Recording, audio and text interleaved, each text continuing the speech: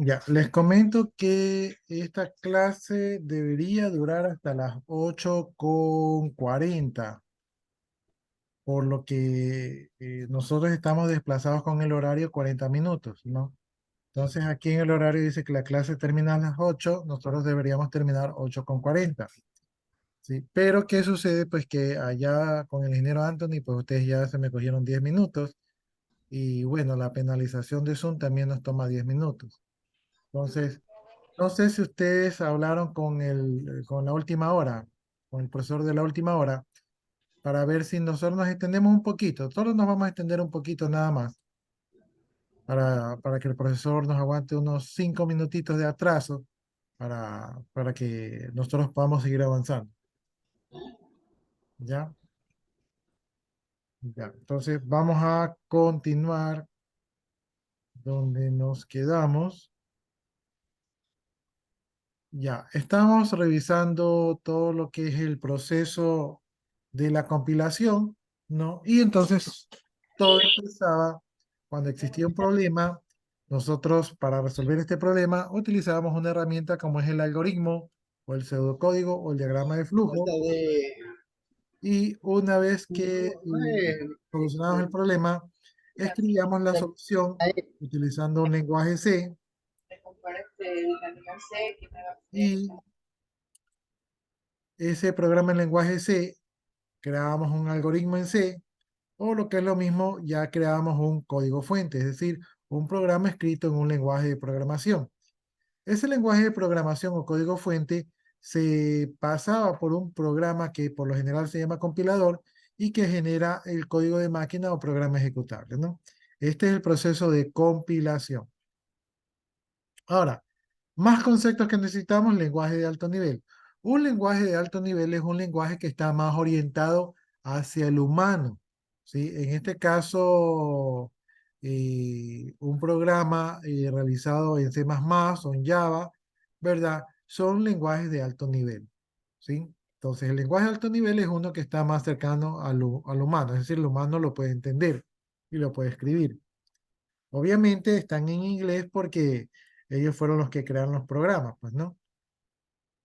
Luego tenemos instrucciones básicas y comunes. Todos los lenguajes de programación tienen instrucciones básicas y comunes. Por lo general, los lenguajes de programación se dividen en instrucciones de entrada, de salida, ¿verdad? Y también tenemos instrucciones de cálculo para realizar operaciones aritméticas. Y también tenemos instrucciones de control, es decir, instrucciones que según se cumple una condición, ejecutan una u otra parte de un programa, ¿no? Entonces, esas son la estructura de las instrucciones que tienen los programas. Tienen instrucciones de entrada y salida, instrucciones de cálculo e instrucciones de control. Y todas estas de aquí nos permiten construir programas.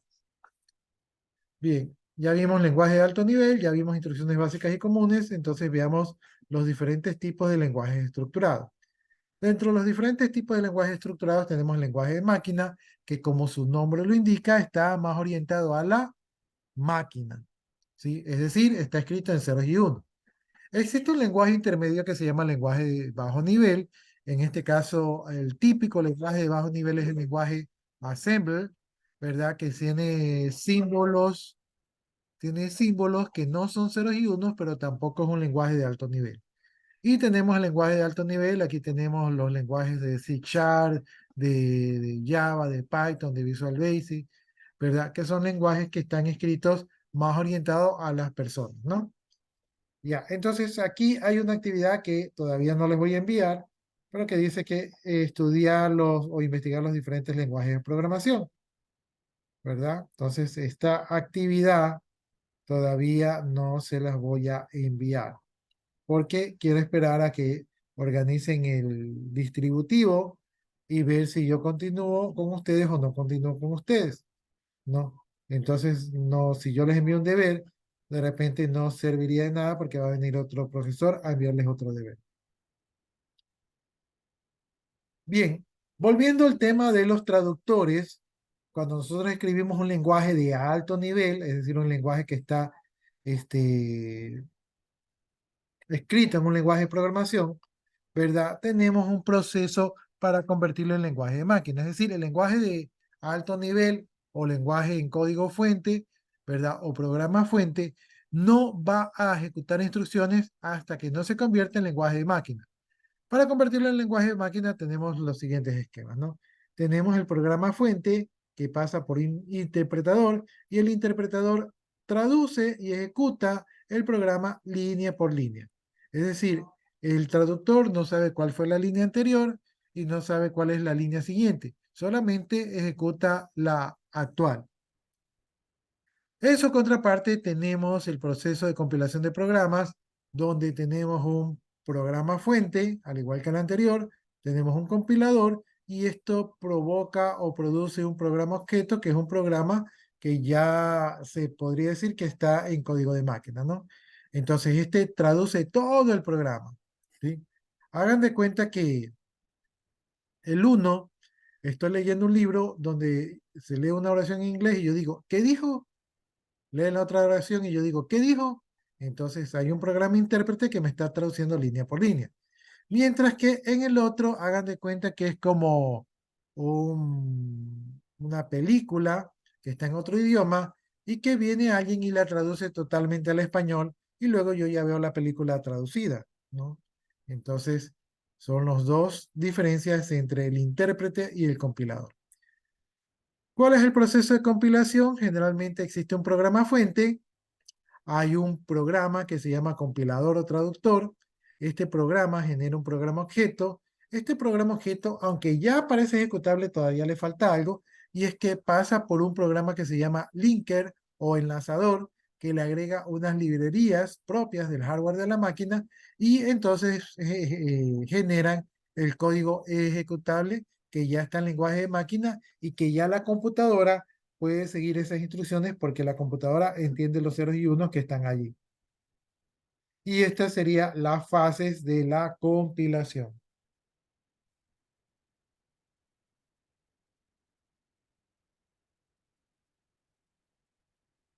Bien, entonces, ¿cómo funcionan los programas?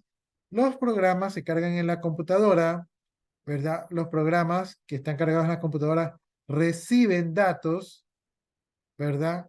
Y los programas procesan esos datos y generan resultados, ¿sí? Este es el esquema básico de procesamiento de la información.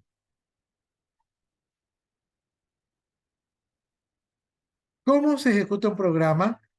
¿Verdad? Para ejecutar un programa, ¿verdad? Y esto que ustedes están viendo es un diagrama de flujo.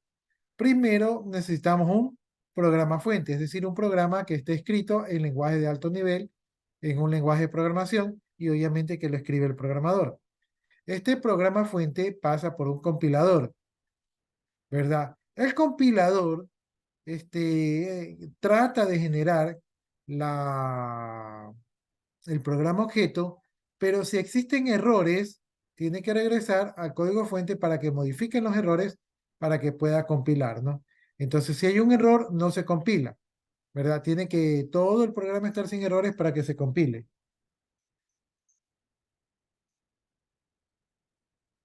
Ya, en el caso que ya no existan errores de compilación, entonces se genera el programa, ¿no?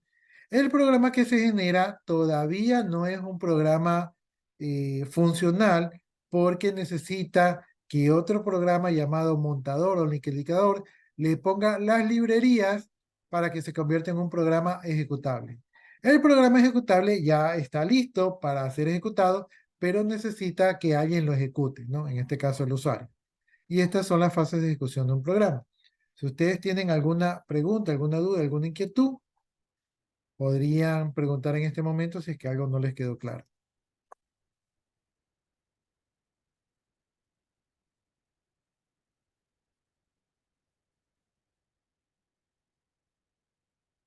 Como no hay preguntas, entonces yo continúo, ¿no?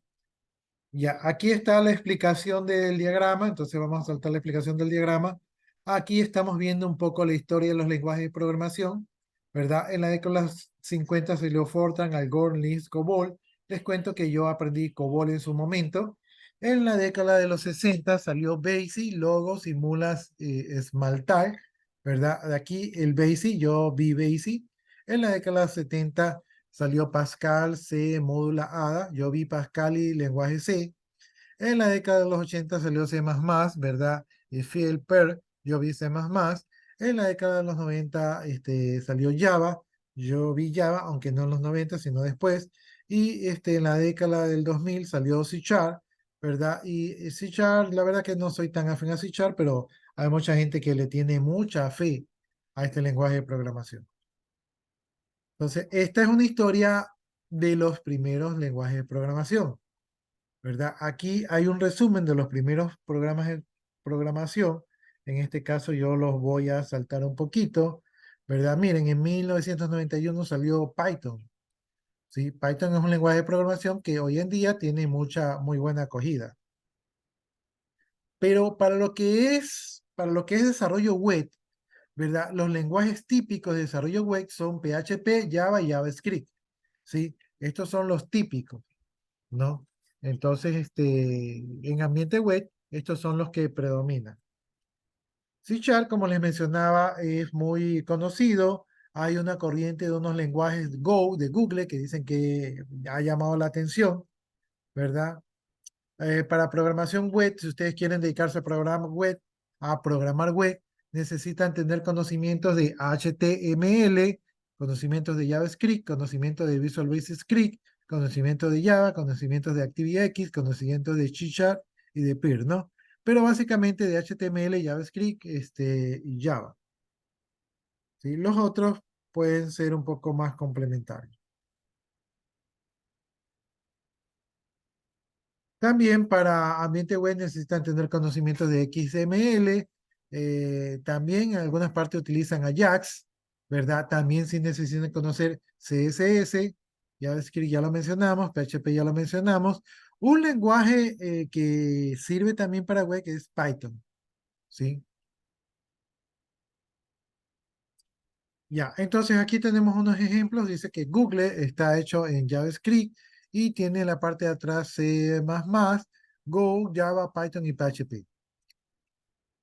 Facebook, el cliente es JavaScript y en la parte de atrás tiene PHP, Python, Java y otras tecnologías. YouTube dice que en la parte de atrás tiene C, C++, Python, Java y Go. Yahoo dice que atrás de Yahoo está PHP. Amazon atrás tiene Java, C++, perdón, Peer, ¿verdad? Wikipedia dice que tiene PHP y un programa llamado Hat. Twitter dice que tiene C++, Java, Scala y Ruby, ¿no? Entonces, hay algunas grandes empresas que están escritas en diferentes lenguajes de programación. La mayoría de estas aquí, tipo web.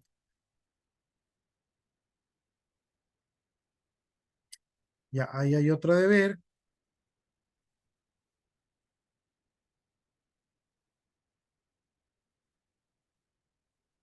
Ya, listo, joven. Entonces, creo que para que no se atrasen con el otro profesor, nos quedaríamos hasta allí.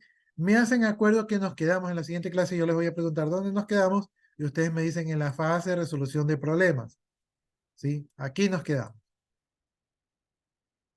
Ya, me hacen acuerdo de eso allí. Si no tienen ninguna inquietud, alguna pregunta, nos quedaríamos hasta allí. Y le dicen al ingeniero Anthony que no se coja los minutos, que él estaba atrasado, que se me cogió 10 minutos de mi clase. Buenas noches. Ya, Ok, listo, buenas noches. ya. Listo, jóvenes, entonces pueden desconectarse y yo también me desconecto. Que pasen buenas noches. Listo, mister, gracias. Ya, hasta luego, jóvenes.